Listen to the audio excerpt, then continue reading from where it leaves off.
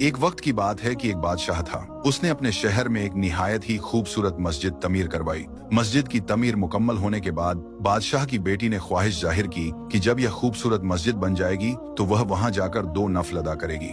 मस्जिद की तमीर मुकम्मल होने पर शहजादी अपनी ख्वाहिश की तकमील के लिए मस्जिद में तशरीफ लाई और 2 नफल अदा करने लगी। इस वक्त तमाम मजदूर जा चुके थे, बस एक नौजवान मजदूर वहां अकेला बचा था जो अपना काम समेट रहा था। उसने शहजादी को नमाज पढ़ते हुए देखा। शहजादी के सजदों का वह मंजर उसे बहुत खूबसूरत लगा और उसके दिल पर गहरे असर छोड़ गया। काम खत्म करने के बाद वह मजदूर घर लौटा, लेकिन शहजादी के नमाज पढ़ने का मंजर उसकी आंखों से हट ही नहीं रहा था। उसने अपनी माँ को सारा हाल सुनाया और कहा, मैं शहजादी से शादी करना चाहता हूँ, आप बराए कृपया बादशाह के पास मेरा रिश्ता लेकर जाएं। माँ ने बेटे को बहुत समझाया कि हम एक आम मजदूर हैं और वह बादशाह की बेटी, हमारा कोई मिल नहीं। लेकिन इस नौजवान पर जैसे जुनून सवार हो गया था। वह दिन रात इसी सोच में गिरकर रहता, न खाना खाता न काम करता। उसकी हालत दिन ब दिन बिगड़ती चली गई, यहाँ तक कि वह मरने के करीब हो गया। बेटे की यह हालत देखकर माँ बहुत परेशान हुई और मजबूरन बादशाह के पास पहुंची। उसने बादशाह को अपने बेटे की सारी कहानी सुनाई। बादशाह ने बड़े तहम्मुल से उसकी बात सुनी और कहा, अगर आपका बेटा 40 रातें मस्जिद में तमाम लोगों के जाने के बाद कयाम करे तो मैं उसकी शादी अपनी बेटी से कर दूंगा।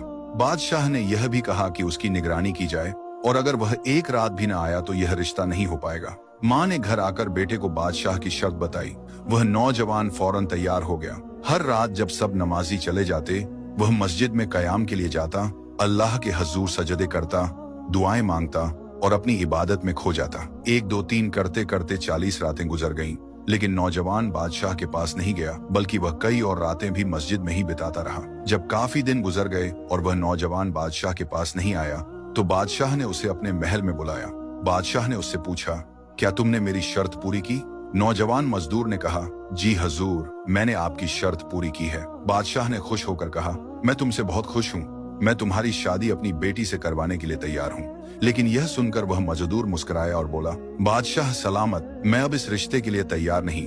बादशाह हैरान होकर बोला, क्या मतलब? तुम तो उसके बिना जिंदा नहीं रह सकते थे?